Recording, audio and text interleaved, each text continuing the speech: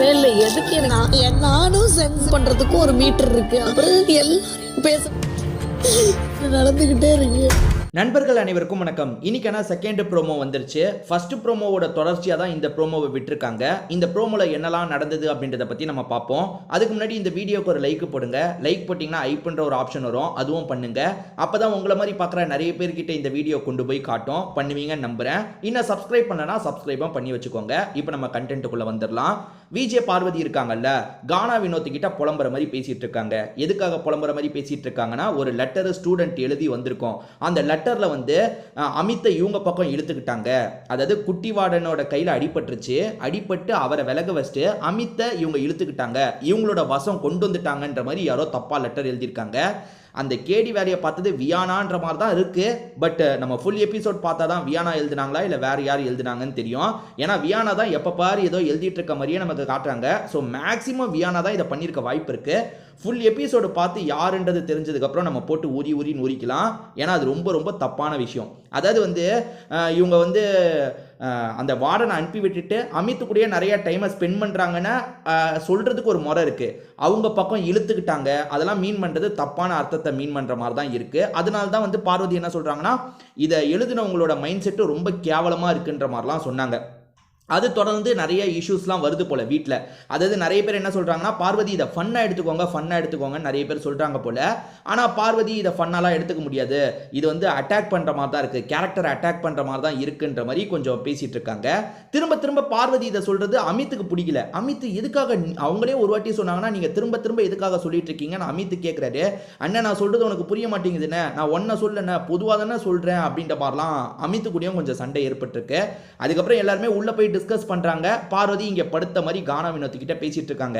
ஏறக்குறைய இன்னைக்கு நைட்டு கிட்ட நடக்க போகுதுன்னு நினைக்கிறாங்க. அதாவது ஒரு 6 மணி கிட்ட இந்த சம்பவம் நடக்க போகுது போல. ஏன்னா கொஞ்சம் கிளைமேட் இருட்டா இருக்கு. அதாவது இருட்டினதுக்கு அப்புறம் தான் நடக்கிற மாதிரி நமக்கு காட்டுறாங்க. இவங்க புலம்புற மாதிரிலாம் கானா வினோத் கிட்ட பேசிட்டு இருக்காங்க. அதாவது எனக்கு மட்டும் ஏன் இப்படி நடக்குதுன்னே எனக்கு தெரிய மாட்டேங்குது, நான் ஒழுங்காக தான் இந்த விஷயத்தெல்லாம் பண்ணிட்டு இருக்கேன், ஆனால் எனக்குனே பிரச்சனை வந்துட்டு இருக்கு. அதாவது நானுமே ரொம்ப சென்சிட்டிவ் தானே, வெளியே கொஞ்சம் நான் போல்டாலாம் காமிச்சுக்கிறேன், ஆனால் நானுமே சென்சிட்டிவான பர்சன் தான், எனக்குமே இதெல்லாம் ரொம்ப கஷ்டமா இருக்கு அப்படின்ற மாதிரி சொல்றாங்க.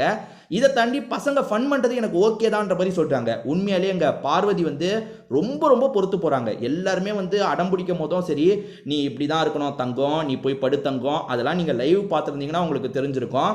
லைவ்ல உண்மையாலே சரி, பார்வதி வந்து எல்லா டாஸ்கையும் கெடுப்பாங்க. ஆனா கடைசி ஒரு 3 வாரம் பார்வதி அவங்களுக்கு கொடுத்த ரோலை கரெக்டாக பண்ணாங்க. நான் எதுல இருந்து கவனிக்கிறேன்னா, அந்த ஹோட்டல் டாஸ்க் வந்தது பார்த்தீங்களா, திவ்யா மேனேஜராக இருந்தாங்க, இவங்க அசிஸ்டன்ட் மேனேஜராக இருந்தாங்க. அப்போ இவங்களோட வேலையை இவங்க ஒழுங்காக செஞ்சாங்க.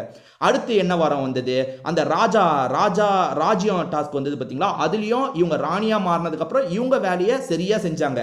அரோரா கூட வந்த பிரச்சனை தனி பிரச்சனை, அதை விட்டுருங்க, அதில் பார்வதி மேலே தான் தப்பு. ஆனால் ரோலை பார்வதி கரெக்டாக தான் பண்ணாங்க.